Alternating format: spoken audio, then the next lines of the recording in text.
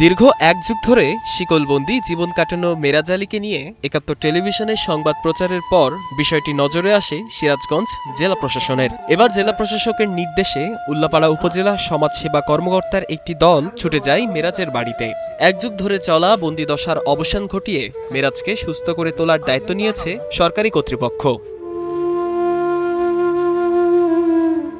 পরিদর্শনের সময় সমাজসেবা কর্মকর্তারা মেরাজের শারীরিক ও মানসিক অবস্থার খুঁটিনাটি খতিয়ে দেখেন। দীর্ঘদিনের এই বন্দি জীবনের দায়ভার নিয়ে উপজেলা সমাজসেবা অফিস মেরাজের চিকিৎসার পূর্ণ দায়িত্ব গ্রহণের প্রতিশ্রুতি দিয়েছে।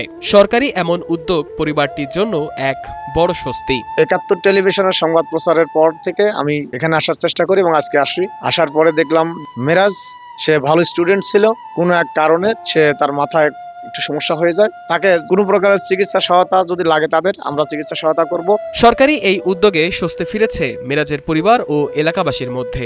দীর্ঘদিন ধরে অর্থাভাবে উন্নত চিকিৎসা করাতে না পেরে অসহায় হয়ে পড়েছিলেন তার স্বজনরা।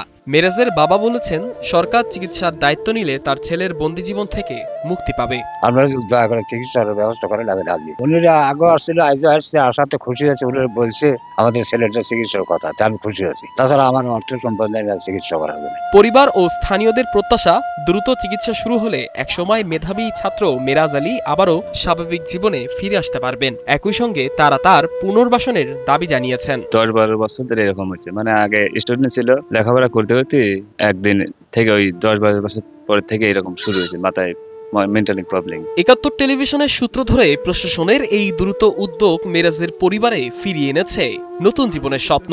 দীর্ঘ 12 বছরের শিকল ভাঙার এই লড়াইয়ে প্রশাসন ও পরিবার এই সমন্বয়ে হয়তো আবারও স্বাভাবিক জীবনে ফিরিয়ে আনবে একসময়ের এই মেধাবী যুবককে। এটাই এখন সবার প্রত্যাশা।